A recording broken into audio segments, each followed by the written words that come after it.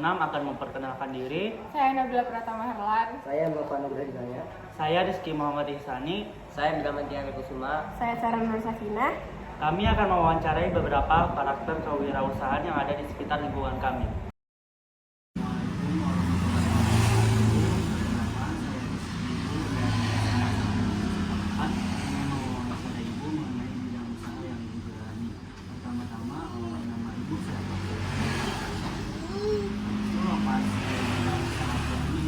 Desa Gunung Besar, RT 4, kilometer 5,5.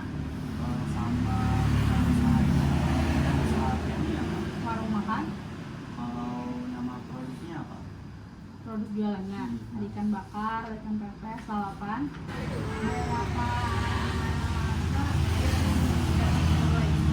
Pertama dibuka pada tahun 2009 atau 2008 dan dilanjutkan oleh saya pada tahun 2016. Kalau saya baru berapa tahun lalu. Kalau boleh tahu berapa modal awal Ibu? Modal dalam pembangunan sekitar 40 juta, kisaran lah 40 juta, kurang lebihnya 40 juta. Sedangkan modal jualannya sekitar pastinya tergantung pendapatan. Jika pendapatan misal jika modal awal 1 juta berarti pendapatan 1 juta. Apa saja kendala-kendala yang Ibu alami? Terus bagaimana cara mengatasinya? Kendala itu pasti banyak. Biasanya itu saingan setiap tahun pasti bermunculan. Nah itu bagaimana kita strateginya setiap tahunnya supaya kita tetap di atas. Makasih atas Waktunya. makin lancar jual usahanya. Amin. Terima kasih. Dan dari kami, wassalamualaikum warahmatullahi wabarakatuh. Waalaikumsalam. Assalamualaikum warahmatullahi wabarakatuh. Perkenalkan saya Rizky Bu dari SMA Negeri 1 Simpang 4, ingin mewawancarai Ibu mengenai bidang usaha yang Ibu jalani. Pertama-tama saya ingin menanyakan nama Ibu siapa? Oh iya. Waalaikumsalam warahmatullahi wabarakatuh. Nama Ibu Haji Nur Hayati. Habis itu bidang usaha yang Ibu Oh jalani iya. apa? Nama Ibu Nur Hayati, suami Ibu Muhammad Sa'i kan. Bidang usaha yang Ibu tekuni selama ini ya usaha jasa transportasi, maksud Ibu usaha angkutan gitu. Usaha angkutan minyak sawit gitu kan. Yang diangkut dengan mobil tangki. Nah, usaha Ibu itu. Jadi cuma jasa transportasi angkutan aja. Bidang minyak sawit. Jadi angkutan itu dari pabrik ke dermaga atau dari pabrik ke bulking. Bulking itu maksudnya tempat penampungan gitu kan, tempat penampungan yang seperti apa itu untuk solarnya Pertamina yang ada di Balikpapan itu ada kan. Nah, itu namanya bulking gitu kan. Kadang-kadang ke bulking, kadang-kadang ke pelabuhan gitu. Jadi Lokasinya di mana Bu? ya, lokasi usaha Ibu, kalau kantornya Ibu di sini di Sungai Kecil ini. Nah, di desanya Bumbu Besar. Wilayah Tanah Bumbu. Nah, untuk kerjanya karena namanya transportasi gitu kan. Nah, itu tidak tentu. Kadang-kadang Ibu berdasarkan kontrak gitu, kontrak angkutan dari perusahaan yang dikasih. Misalnya Ibu dikasih kontrak angkutan misalnya sama PT KAM yang di sini nih di Sengalen kan, ya Sengalen. Nah, itu Sengalen atau PT KAM. Nah, itu kan ngambilnya dari pabrik dibawa kemana misalnya, karena misalnya dibawanya ke PT Sinarmas atau ke seberang tuh PHN, Golden Hope kan, boleh naik. Jadi usaha Ibu ini tergantung kontrak yang si pemberi kerja. Nah, gitu. Tergantung ibaratnya bayarnya, maksudnya bosnya lah yang kasih kerjaan sama Ibu. Kalau Ibu misalnya dari perusahaan punya Pak Hajisan misalnya kan, Bu katanya angkutan ini dibawa kemana Pak? Bawa ke Banjarmasin gitu, atau bawanya ke Tarjun gitu, atau bawanya ke seberang ke Kota Baru. Nah, itu tergantung perintah dari yang ngasih kerjaan, dari yang punya perusahaan. Ibu ini kan sebagai kontraktor angkutannya aja, jadi jasa transportasinya aja. Jadi Ibu tuh tidak terikat harus bawa ke ini aja atau ke sini aja atau ke Sinarmas aja, ke Terjun atau ke Golden Hope ke seberang. Itu tidak terbatas. Kadang-kadang bisa dibawa ke Banjarmasin atau bisa dibawa manfaatin gitu kan. Jadi tergantung ini, tidak apa namanya, tidak monoton terus selalu dari sini ke sini, misalnya dari A ke B atau dari A ke terus, tidak, kadang-kadang dari A dibawanya ke C, kadang ke D ke tempatnya gitu kan.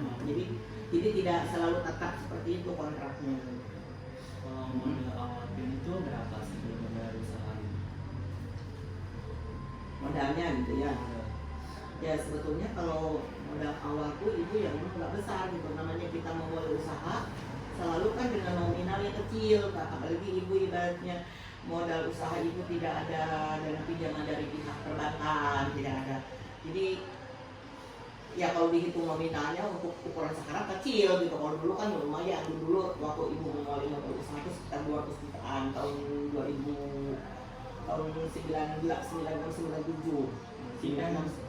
Berarti kan mulai usaha dari 19. Iya, 96 awal itu, 96 akhir. Ibu sudah memulai merintis bidang ini di sini. Nah, jadi masih sunyi dulu, orang-orang kan ibaratnya lebih suka ke kayu yang masih banyak, yang banyak uangnya, ibaratnya sekarang ke batu bara. Nah, kalau ibu kan ibaratnya CPO-nya minyak sawitnya nggak banyak angkutannya gitu. Apa keuntungannya. Nah, tapi dengan ibaratnya kita ulet, kita ibaratnya dengan sabar gitu. Nah, akhirnya kalaupun ibaratnya kata bos ibu tuh kan yang ngasih kerjaan, kalau CPO ini minyak sawit itu ibarat kayak air itu setetes gitu hasilnya, untungnya gitu. Tapi lama-lama cangkir itu penuh gitu. Tidak langsung banyak gitu kan. Itu Cina sekarang bilang gitu. Kalau CPO ini udah banyak tuh minyak sawit ini, sedikit untungnya dibandingkan batu bara. Kalau dulu kan zaman kayu itu banyak untungnya gitu. Kalau batu bara kayak minyak sawit itu sedikit gitu. Ya itu, kalau diibaratkan kertas, yang tipis-tipis kertas, lama-lama numpuk. Nah itu, seperti itu ibaratnya. Jadi ya alhamdulillah, ibu sudah menjalani usaha sekitar 25 tahun. Ya, alhamdulillah lah, ibaratnya ada lah di keuntungan. Ibu bisa ibaratnya anak-anak, nyekolahkan anak, bisa nguliahan anak gitu. Ya alhamdulillah. Apa saja kendala yang dialami selama merintis usaha ini? Ya namanya usaha pasti selalu ada naik turunnya, selalu ada di tangan itu pasti. Pertama ya persaingan usaha ya, persaingan bidang usaha. Kan yang merintis usaha itu bukan cuma kita, nah, pasti ada juga yang lain, ada kontraktor lain selain ibu. Kalau dulu kan masih ya 4-5 orang, sekarang kan banyak, puluhan sudah. Nah di situ kan ada persaingan, ibaratnya ada kendala-kendala yang harus kita alami.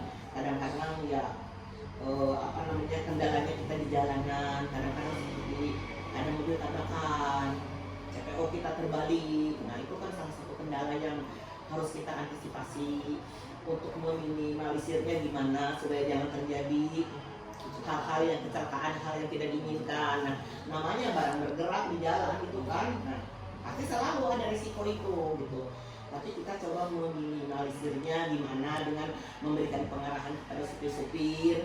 Kalau ibaratnya membawa barang itu jangan ugal-ugalan. Nah, habis itu hati-hati. Yang intinya kita harus selalu berdoa dengan memulai bismillah, minta ibaratnya keselamatan. Nah, kadang-kadang kita sudah hati-hati, orang lain tidak hati-hati, bisa juga kecelakaan kan. Namanya kita di jalan gitu. Kita yang Sudah hati-hati. kita sudah hati-hati, orang lain tidak hati-hati ya sama aja gitu. Jadi tetap ibaratnya ya faktor kesulitannya kadang-kadang seperti itu, ada masalah. Namanya usaha pasti selalu ada masalah, tapi kita coba handle, kita coba usahakan meminimalisirnya, jangan sampai terlalu banyak kalaupun terjadi kecelakaan itu ya kita usahakan ibaratnya jangan terlalu banyak keluar untuk kerugiannya. Kita coba usahakan gimana gitu. Solusinya itu aja, meminimalisir dengan jadi ya apa lagi cara mengatasi kendala-kendala tadi. Ya itu tadi, mengatasi kendala-kendala itu ya kita dengan armada kita ibaratnya sempit mungkin.